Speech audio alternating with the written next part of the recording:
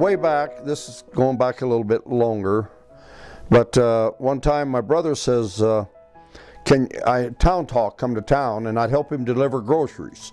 Well, there was 4 grocery stores then. There was Downs's Grocery, Clark's store, Charlie Clark, Walt Rounds had the Arapahoe, and Mrs. Hatcher had the KC. So anyway, my brother says, can you get a box of donuts off that truck? And I said, well, I'll try. I said, how are we going to do it? And he said, just throw them underneath the truck. And when he pulls out, go over to the next door, I'll get him and I'll meet you later and we'll eat them. I said, okay. So anyway, we went into Walt Rounds, and Willie Cox was working there then, and delivered bread there. And then we went down, and Mrs. Hatcher says, Fred, did you bring my special box of donuts? The Eastern Star women was meeting tonight, and you said you'd bring me that box of donuts. Oh, yes. He said, buddy, run out there and get them. They're in the side door. And I knew that was a box that I threw under the truck. So anyway, I went back in, and I told Fred, I says, them donuts are not there. Oh, yes, they are. They was there. I've just seen them down at the other store. So he went out and looked, and he couldn't find the donuts. So he says, well, let's go down there and pick them up. Well, I was feeling bad about then. So we walked down, and Walt Rounds come to the door, and Fred says, I think I left a box of donuts here. Wasn't supposed to be here. He was the manager. And anyway, he looked around. No, it wasn't there. So Fred Cunningham, we started back down to KC, and he shook his head, and he says, now, can you believe that old guy would steal a box of donuts from us? And I just shook my head. I couldn't say nothing. Well, so then later on, after Fred left town, I met up with my brother. We was going to eat them donuts, and he had a tear, looked like he had a tear in his eye. And he said, I said, what's wrong? And he says, the dual wheel mashed all them donuts in the box, and there's mashed flat. When he pulled out, I didn't get him far enough under the truck. So we still salvaged some, I think. But so anyway, like I say, we did several things there in Victor. Like Independence head frame we're talking about. My brother Dan and I, and up on the railroad bed, there was a past the Independence mine. Well, we'd climb to the top of the head frame and hang our t-shirts, and then I was scared of height, but we had to come back down. But there was a railroad bed there, and there was a shaft that went down about 100 and some feet, and our parents didn't know where we was at. We'd crawl down in that shaft. And you know what? If there had been any gas at all, we'd have never come out of there. Nobody had never found us. Nobody. But we did that when we was kids. And then the mines, we went to all the mines. The mines was working, you know, the whistle. Every mine had to whistle. And then when the railroad was there, I could remember the railroad when they took it out. It was sad because I could go out the door of my house, and it would stop over by what was called Granger's house, or where Ruthie Granger lives now. And the bell would ring and smoke would come out, and he'd blow the horn, and then it would go on up to the Victor Depot. It would switch into the Victor Depot from there, and then from there the train would come out through the railroad cut there where our house was, and go over towards the Crescent, and they'd load with ore over there or wherever they had to go. Every once in a while something would go crazy in town. One time, and I think Shirley probably remembers it, the Raymond Long, he came home from the service, and he didn't want to go back to the service, and there was a bad accident up there in the garage, and he took his life with dynamite, and the sirens went off, and it was just kind of, there was a few terrible things. We had a police chief by the name of Armour Olson, who was at the time, now we didn't like him, but he was a very good cop. And I'm telling you, he ruled it with an iron fist. And he was not related to the Olsons that's there, Axel, and lived upon the hill. And I'll talk a little bit more about them later on. But one time there was a shooting. We was real small, and it happened down town in Victor there, and it was a guy by the name of Tony Rigger. And he shot Armour Olson, I think it was in the right or left arm. Armour went down there to get him and try to take him out of that house, and he got shot. But, there was just different things that happened when we was kids, you know. There was several incidents.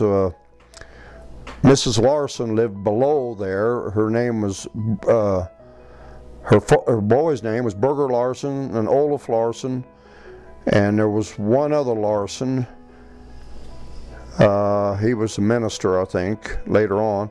But anyway, we was outdoors one time and we heard her hollering and screaming. So my mother said, "You better run down and check on Miss Larson and see what's wrong." So, of course, we as little kids, we ran down there. And she says, "Call the cop, call the cop." I said, "What's wrong?" She says, "Look, look, look." And she took me in her house. And underneath the mattress in her house was convict uniforms. And these convicts had escaped out of Canyon City and worked their way up through there, and she didn't even know they come in the house, but they come in the house and took some of her boys' clothes, and they was gone, but the suits was still underneath the mattress, and it was petrified her, scared her, you know. But there was accidents at the mine, you know. Cub Peterson died, Johnny Holquist was killed in the mine there at the Ajax. Paul Jones and Fennison, we helped rescue them out of the Ajax mine. And while we're talking about the Ajax mine, I want to tell you, one time Roy Devitt was running a hoist. And that brings him up and down out of the mine. And he moved it, his hearing got kind of bad, and he moved that skip and cut a guy's leg off. So the next morning, all the miners met up at the top of the mine. And Axel Olsen was the spokesman. Well, Charlie Carlton showed up, Monty Grice, my dad was there. And Charlie said, "What's the problem here? Nobody's going to work." Axel Olsen says, "I am the one that'll speak for all of us." He had a very distinct voice. You could hear Axel. When he talked, you could hear him, and he was very clear. He said, "I am the spokesman for all the miners. Mr. Carlton, none of us is getting in that skip and going underground until you get another hoistman." Well, the hoistman's name was Roy Devitt. So anyway, he says, "Well, it's pretty hard to do. We might have to fire a bunch of you." Axel says, "If you fire one of us, you fire us all." My brother Dan one time was coming down off the Ajax dump. We went up to get gold ore rocks, and a big, huge boulder rolled down and rolled on his leg, and he was pinned. He couldn't move. And he hollered, and I was there. I was a little ways away from my brother, but he hollered, and Axel Olsen come up the hill and took that boulder off of my brother's leg, and he got up and he limped for quite a while after that. But yeah. And there was a lot of incidents that happened, just various different things. You know, I got shot in the foot on a railroad bed one time up there. We was hunting rabbits, me and my cousin Richard Myers, and there was a rock outcropping and a little rabbit run over there, and he went to shoot that rabbit. And I was only about 5 feet away, and he said, "Just don't move." Well, he shot, and rabbit took off. He didn't get it. And anyway, what happened was the bullet ricocheted in pieces, and we was walking, and all at once I said, "I got water in my boot, my shoe." And I took it off, and of course it was full of blood. And Richard Myers, my uncle, come along. He was driving a truck for the Trade and Transfer Company, and he stopped there and picked me up and took me over to Carlton Mill. And then they hauled me, I think it was Ralph Jones. At the time, his dad was sheriff later, or before then. But Ralph hauled me to Doc Dimon, and I'd just been to a movie the night before and watched Indians and cowboys, and when they'd get shot, they'd heat up that knife and dig that bullet out. Well, I looked at old Doc Dimon, and he says, "Well, is it bothering you?" And I says, "No, but I was limping pretty good." And he said, "Well, we might have to operate." And he said, "Well, go home and see how it turns out." And I think all I did was got a little piece of shrapnel on my foot, but it's still in there. Well, like I say, there was no better place on earth to grow up. Now, Cripple Creek was our rival. We sort of feud back and forth, and Cripple Creek got the name Ball of Gold, but Victor had it, and Victor had the mines. And but there was a lot of good people lived in Cripple Creek. We grew up with them, and I can remember one incident. Victor was a baseball team, and the Olsons, there was Gabby and Norman, and all of them, they played. We had their own baseball teams, and that was the thing, was baseball. Well, one time we was up in the Victor Auditorium, and Norman Olson, I don't know if you know Norman, but he had kind of a bad leg, and he had a limp to it and whatever. We called him Gabby, but he has an older brother, correct me, named Gabby, but we always call Norman Gabby too. But when we played ball down there, he knocked them fly balls, and he always give us a dime a piece to gather them up and bring them back up there, because they'd go down over the hill.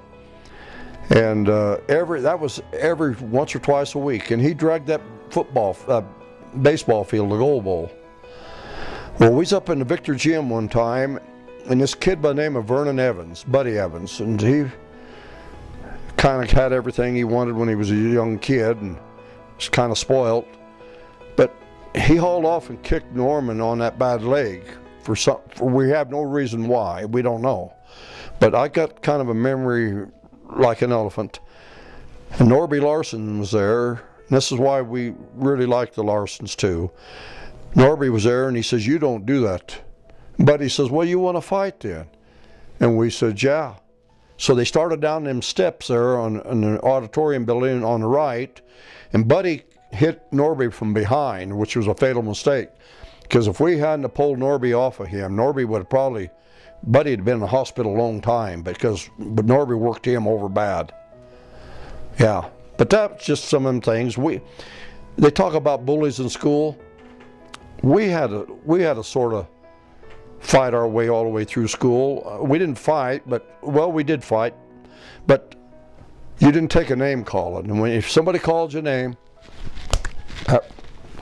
after school, ballpark, and but we ordinarily never fought much at all. We got along with about everybody, you know, but